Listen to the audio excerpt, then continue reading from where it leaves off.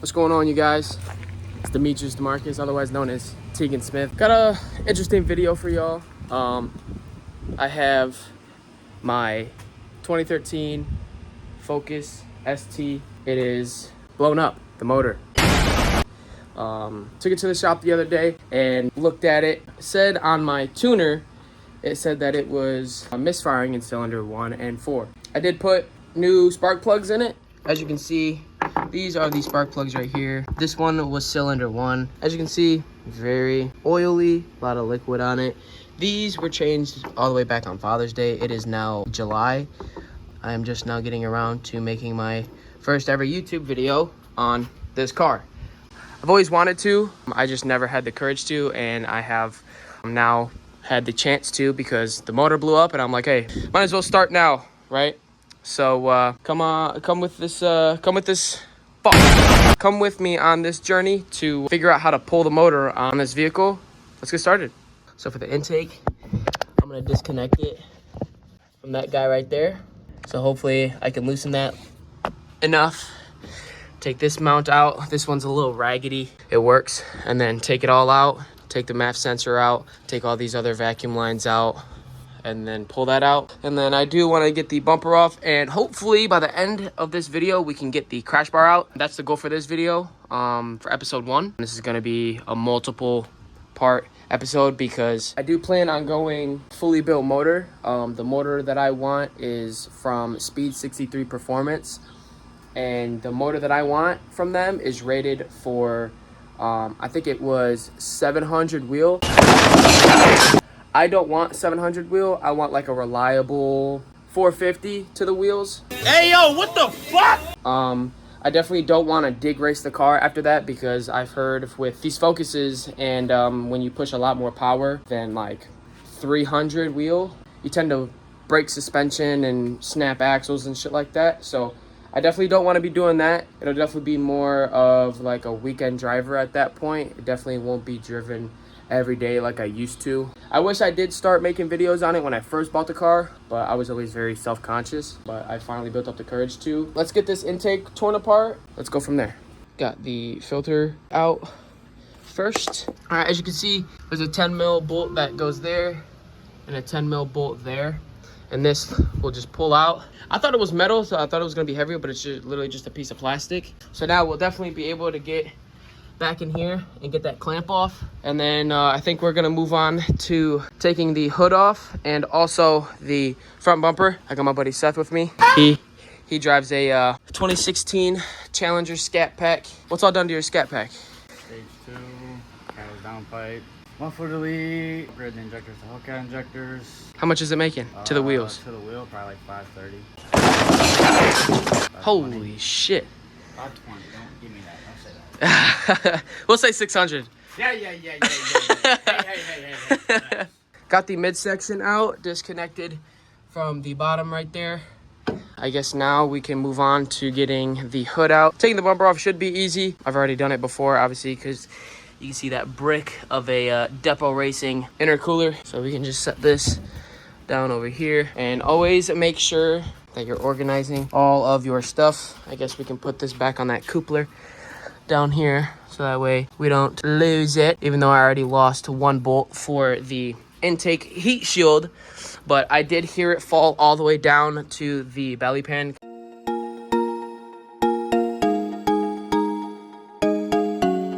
Let's get this show on the road.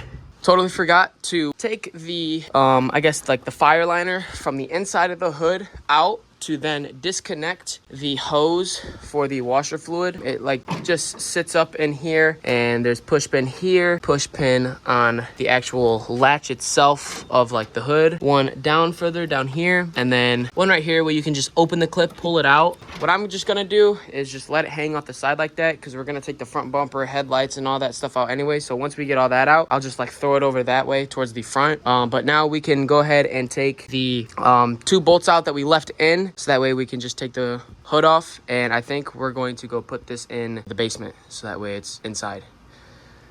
All right, we'll go pimp. All right. No.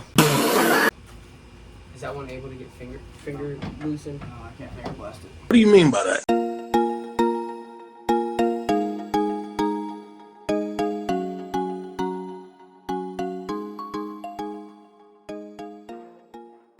Alrighty. We have the hood off. Kind of looks like a race car now. Hood delete. What do you think, chat? Should I keep it like this after we get the built motor in this mug? All right, now I think we can go to taking the headlights out and the bumper, radiator, crash bar. I think we can do that. Hopefully we can do that because I'm not sure. Like I said at the beginning of the video, I have no idea what the hell I'm doing. Just learning as I go. I barely even learned how to take the intake off, even though I definitely have no experience on the EcoBoost platform. This is my first ever manual car. Most amount of fun I've ever had in one of the cars. Let's get a show on the road. So as you can see, we have the headlights out. We're going to go to getting the bumper off. We're gonna get these pins off. Technically, you're supposed to have the car lifted up in the front end because you got wheel liner to take out on both sides just a little bit. Technically, you're supposed to take the wheels off as well, but me and Seth both have experience on taking this bumper off with it on the ground. We're gonna try that. We'll get back to you when we have the bumper off. Finally have the bumper off after about 15 minutes of playing with it. What do you mean by that? Pause. We have these little guys right here. There's two clips or two bolts right here and right here on this side and that side. As you can see, we're just gonna stuff this back here for now. Now we're gonna go in and take the intercooler off. So we're gonna take this clamp off right here and this clamp right here, and then we gotta take these hooks off right here. They're gonna be a little tricky to get into, but hopefully it'll go smooth sailing. These are all of the clips for the fog lights and stuff like that. I will get back to you when we have the intercooler out. All right, as you can see, we have the intercooler out. Disconnected the intercooler piping right there and here, and then there was two bolts. Well, supposed to be two bolts here and here, but we ended up when me and my other buddy put the intercooler in on the first install, we couldn't get the bolts to line up where the factory mounts are, so we just ended up using zip ties. We did 3 small ones for each side, and it worked out pretty well. So now that that's out, we're gonna go ahead and work on trying to, I think what's next is the radiator. I'm not sure yet. This is as far as I've gotten with like literally taking my car apart. I think what we're gonna have to do is probably disconnect some of these AC lines or something like that. Definitely the radiator next. Not sure how to get that out yet, but we will figure that out in a few minutes, hopefully as we go. But I'm not seeing anything else that needs to be disconnected in the engine bay just yet. But obviously we do have to take this top part out. I think this part as well, and obviously the crash bar, obviously those 4 bolts right there, and then these 4 bolts right here. We're gonna figure out how to get this radiator out and the entire shroud and stuff like that down in there. I will let you know and get back to you in a few seconds.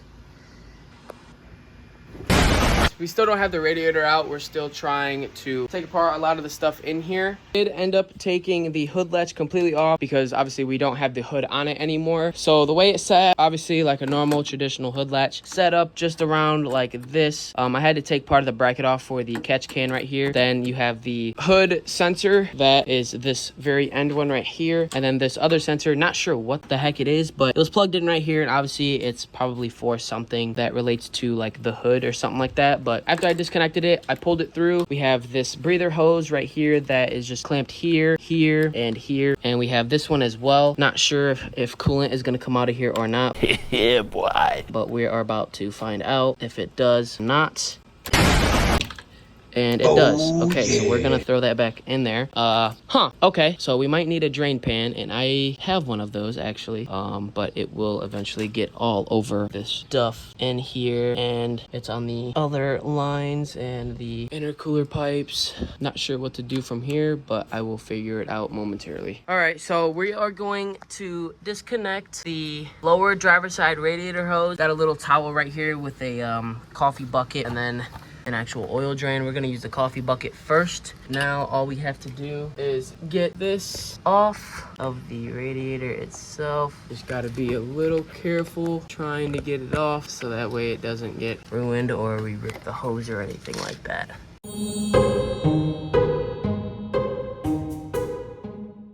I have the lower radiator hose disconnected. There's just this one little safety clip right here that you pull out. We ended up getting it out. I used a towel underneath this coffee can and then just literally caught most of it in here. But I'm just gonna let it drain until it's done dripping. I had a backup pan but didn't need it. Seth has to leave right now, so we're gonna go say bye to him. It is super hot out. I'm tired, but Seth has to hang out with his mother because he just got back from vacation, and the first thing he did when he got back was hang out with me. Obviously, we're about to go say bye to him. So, you out of here? Yeah. All right, bro. Drive safe. I'll see you, buddy. Love you. Let's get a little cold start. It ain't cold.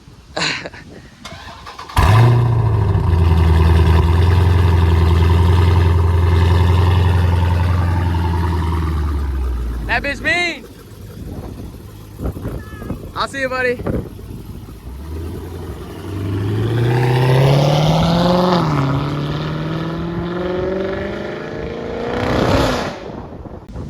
That thing absolutely rips. I'll put a clip of him doing a little pull.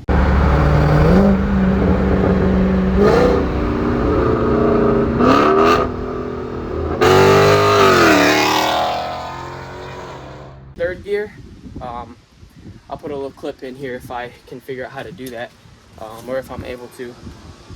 But all right, now that we're back after saying goodbye to Seth, we are going to get this other upper radiator hose out. So to do it, we just have a small little quick disconnect clamp that we should be able to just pull out. Can be a little pain. I wonder if I'm able to pull that with my hand now, since I have it somewhat loose. What if I can get it from in here?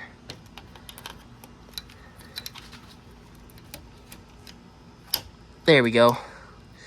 So as you can see, the clip is now standing up and out of the way. That's basically all Ford uses to keep these coolant hoses on the radiator. So since we have it drained from that side, we should be able to work this out and get it free. And coolant should not be able to get out of it now because it's fully drained now. We did disconnect this finally, this as well. After about a very long 5 minutes, I was finally able to get the hose clamp off. As you can see, it is completely apart now. I did have a drain pan under there just in case. Very little bit leaked out. Let's go on to the next step. All right, I know you can probably notice that it's a lot darker out.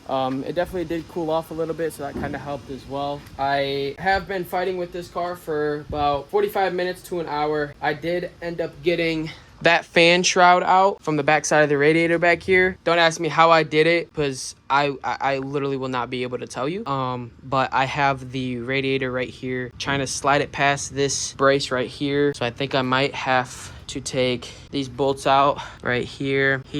I think I might have to disconnect, or not disconnect, but cut off the zip tie that's holding the AC condenser up, because I don't want these lines to be snapping or bending or anything like that. And also that one and these two right here, and hopefully that might come off.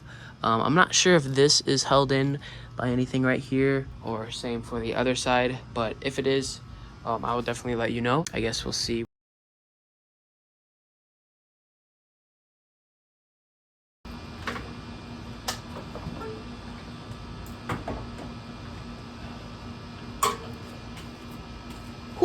Yeah, so it was those bolts that I was pointing out earlier. The 14 that was here, and same for the other side. There's two, I think there were 10mm bolts for the fender that came in here and here that hold up that side fender on both sides. I just gotta disconnect a harness that's over here and then a clip, and it comes out. Now we can get the radiator pulled out, and then we can move on to getting this front crash bar pulled out. I do have the condenser under that coffee can that I was using to catch the coolant. Now we have enough space to now hopefully, pretty sure, get this radiator out. Yay! There we go. Look at that. Look at that. You can see the filter. You can literally see everything. Almost the front side of the transmission. Just gotta get a lot of this grounds out of the way, move a lot of this stuff out of the way. This held up to the washer fluid right there. But yeah, I feel like overall that was a very traumatic experience, and I cannot wait to do that again, but backwards. Now that we have the radiator out, finally, I think we're gonna call that there. I will be filming part 2 of this build if you want to stay tuned in. Half the stuff that I just did today, I had no idea how to do, and I literally just learned it right off the bat, or just doing some research on the internet. So if you enjoyed part 1 of rebuilding my stage 2, well, was stage 2 full bolt-on Focus ST, I really hope you enjoyed. Stay tuned for part 2. Peace.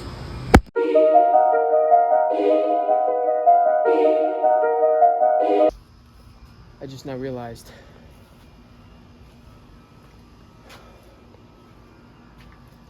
I gotta put all this and the flashlight, not that. I gotta put all my wrenches, the gun, ratchets, everything in there for work tomorrow.